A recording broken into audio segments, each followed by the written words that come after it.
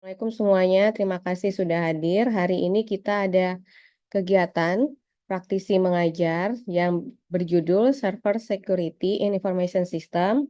Sudah hadir Bapak Wahyu Ramadhani yang akan membagikan materi dan best practice karena sesuai dengan bidang Pak Wahyu ini di bidang server security yang bisa di-share ke kawan-kawan semua yang hadir saat ini, terutama untuk perkuliahan keamanan aset informasi.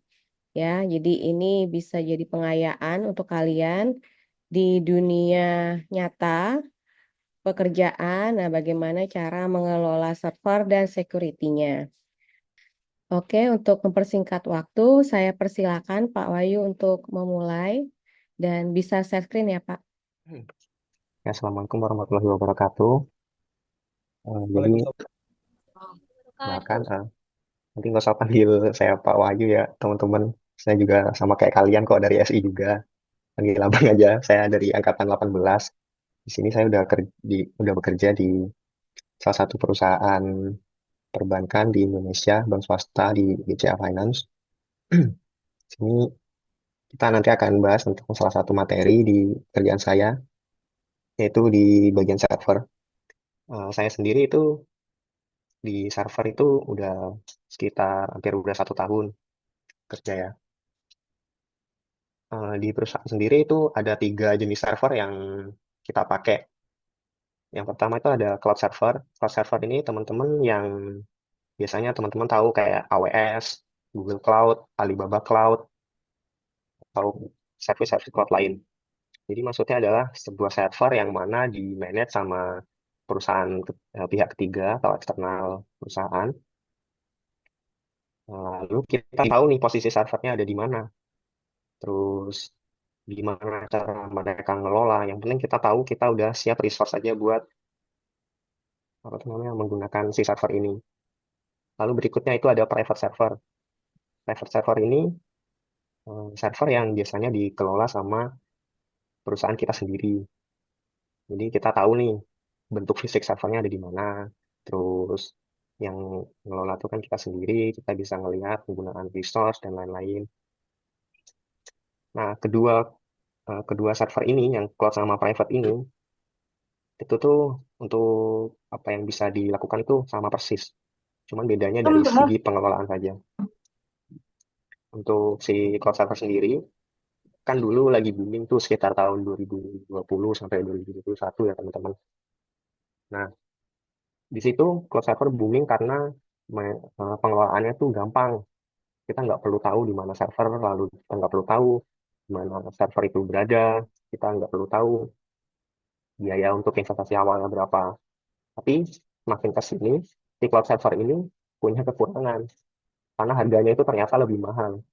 Jadi untuk penggunaan biasa aja sekitar 10 sampai 20 server itu menelan biaya sekitar 150 juta kalau di kantor saya kurang lebih sebulan. Eh, jadi kita sekarang udah mulai beralih nih dari yang awalnya masih menggunakan cloud server, kita balik lagi menggunakan private server.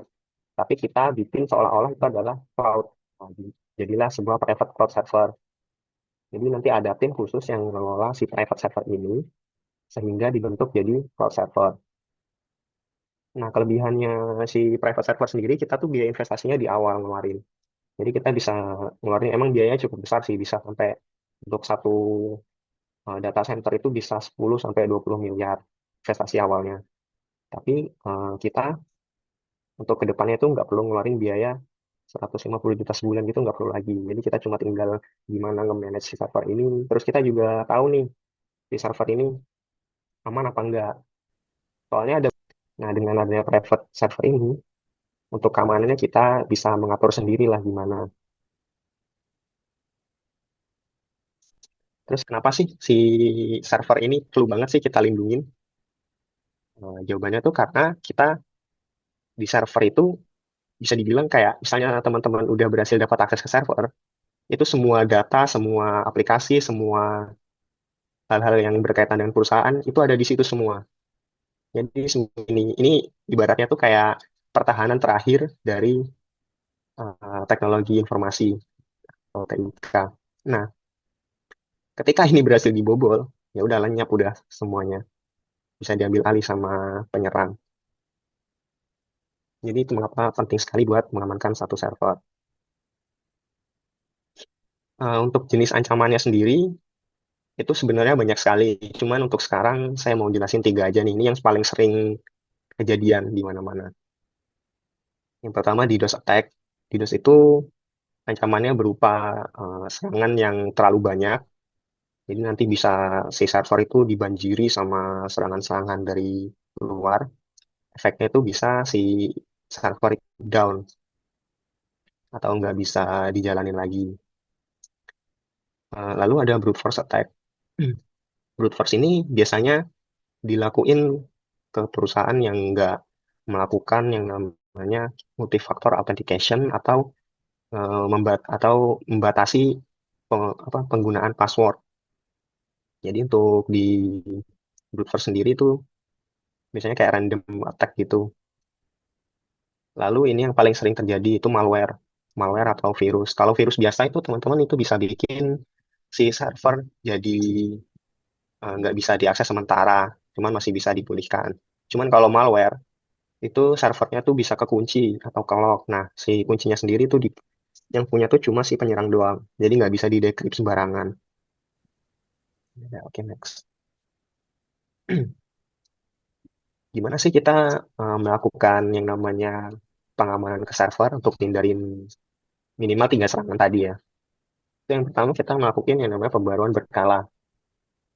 Pembaruan berkala ini bisa ke OS atau ke aplikasi yang kita jalanin di company kita.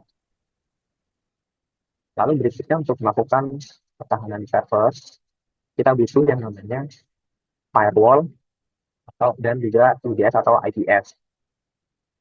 Firewall ini fungsinya tuh buat nutup port yang ada di server. Jadi ketika kita ingin bila tahu berkomunikasi dengan server, misalnya teman-teman buka aplikasi di web.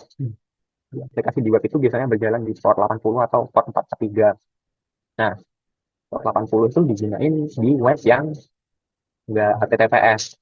Jadi cuma HTTP doang sih biasanya pakai port 80. Jadi kalau port bisa diambil HTTPS, port 80. Lalu, nomor tiga itu ada yang namanya hardening system.